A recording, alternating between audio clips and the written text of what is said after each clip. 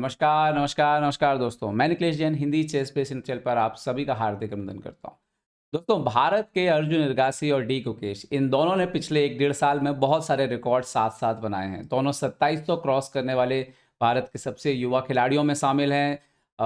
Olympiad में देखें तो गुकेश का जलवा था, तो अर्जुन ने कई बड़े-बड़े मौकों पर दुनिया के दिग्गज खिलाड़ियों को पराजित कर जो है अपना लोहा मनवाया। खैर, दोनों के लिए टाटा स्टील टूर्नामेंट कोई खास नहीं गया है अभी तक।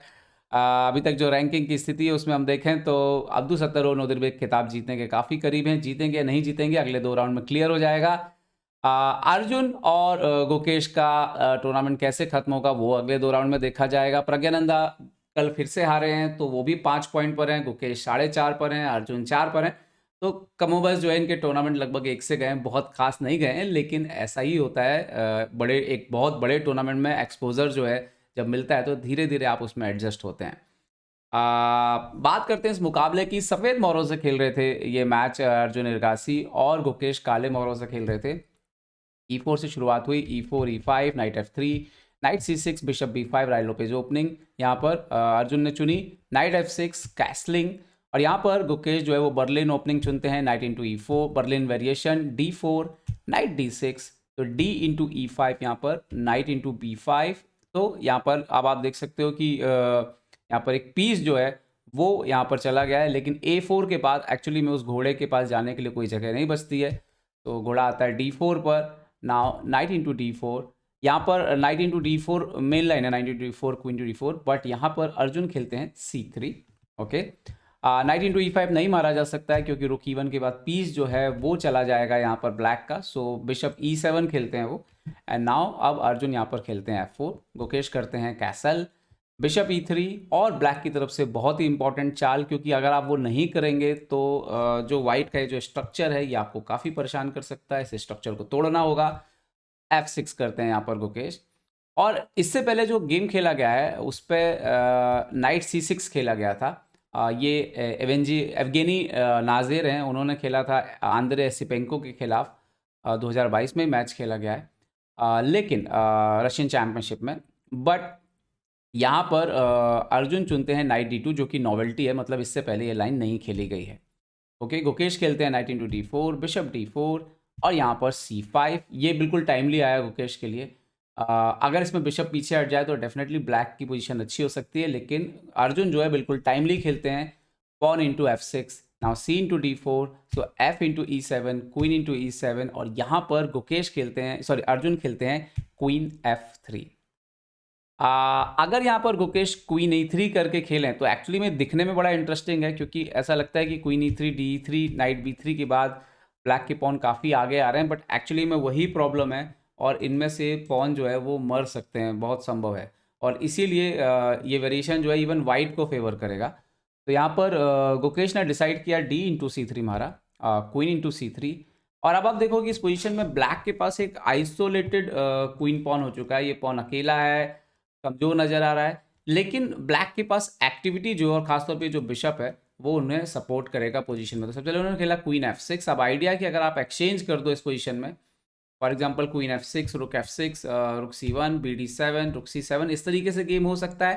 बट ये भी बिशप C6 के बाद जो है पोजीशन जो है वो बिल्कुल लगभग बराबर सी हो जाएगी।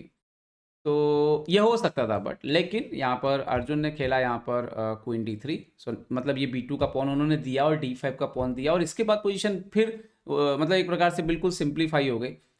King H8, night C4। अच्छा, ये भी बहुत ही इंपॉर्टेंट मोमेंट था अर्जुन की तरफ, गुकेश की तरफ से, क्योंकि अगर गुकेश पीछे जाते हैं तो आई थिंक वाइट थोड़ा स्लाइड बेटर रह सकता है नाइट और क्वीन की पोजीशन की वजह से। बट यहाँ पर गुकेश ने बिल्कुल सही चाल ढूंढी, बिशप E6, ये बिशप जो है वो दे दिया जाए।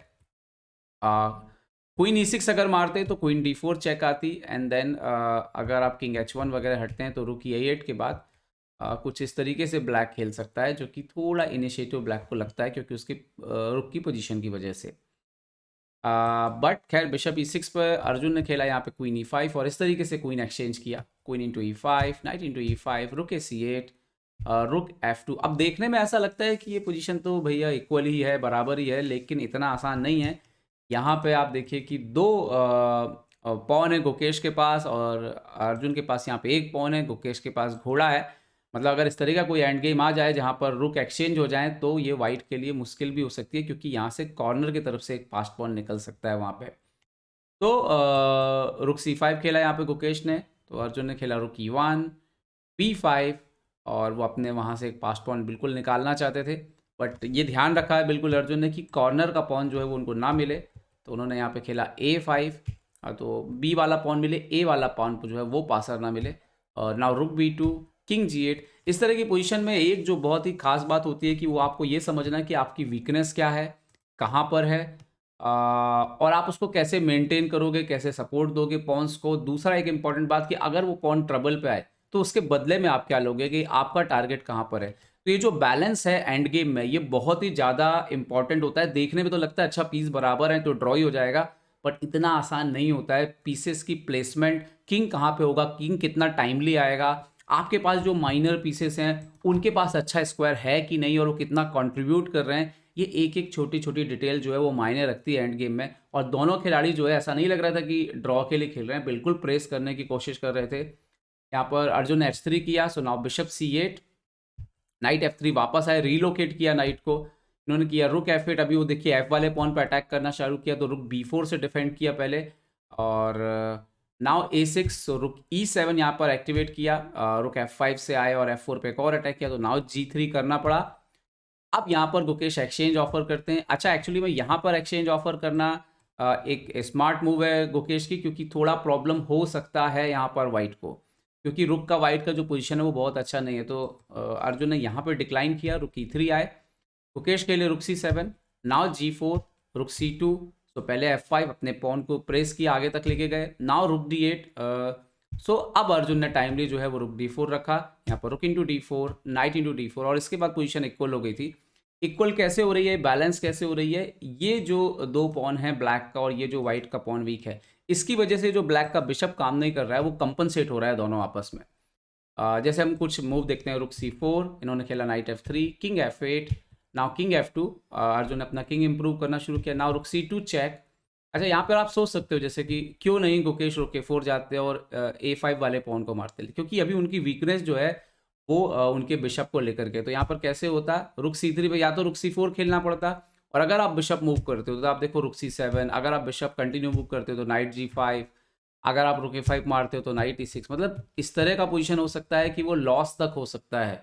तो इसीलिए गुकेश के पास इतना मौका नहीं था कि वो ए वाले पॉन को जाके मारते, इतना टाइम नहीं था पोजीशन में। रुक C2, किंग B3, तो उन्होंने पोजीशन को वहीं पर रखते हुए अपने बिशप को सपोर्ट में रखते हुए, तो मतलब अगर ये बिशप खेल रहा होता अच्छे से तो एक्चुअली में दिक्कत हो सकती थी अर्जुन को, बट उनकी किंग की वीकनेस और बिशप की वीकनेस की वजह से ये पॉसिबल नहीं हुआ। तो B4, रुक B3, रुक C4, so now king F2, BD7, now night D2। धीरे धीरे देखो गुकेश जो अपने बिशप को इम्प्रूव कर रहे थे, बिशप A4, रुक B1, रुक C2, लेकिन जब तक बिशप इंप्रूव हुआ तब तक क्या हुआ, ये रुक भी ठीक हो गया, ये पॉन आपको प्रेस करना पड़ा, तो ये भी एक वीकनेस बनी हुई है, किंग थोड़ा इंप्रूव हो चुका है।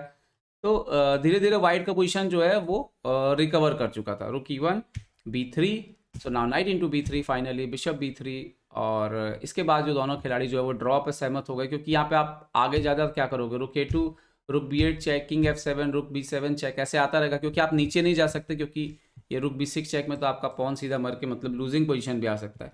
तो एक्चुअली में ऊपर रहना पड़ेगा, और ऊपर आप रहोगे तो ये पॉन को डिफेंड करना पड़ेगा, क्योंकि ज़्यादा आप ऊपर नीचे दूर गए तो ये पॉन अगर मर गए तो फिर वाइट जो है वो विनिंग पोजीशन पे भी आ सकता है। तो इसीलिए दोनों खिलाड़ी जो है वो यहाँ पर ड्रॉ पे सहमत हो गए। तो एक इंटरेस्टिंग गेम था और ये मुकाबला ड्रॉ रहा। और 2700 रेटिंग होने के बाद क्लासिकल मैच में ये दोनों जो है पहली बार आमने सामने हुए थे। उम्मीद करता हूँ वीडियो आपको पसंद आया होगा, पसंद आया तो लाइक शेयर सब्सक्राइब करना ना भूलें। देखते रहिए चेस बेस इंडिया के लिए मैं निखिलेश जैन। जय हिंद दोस्तों।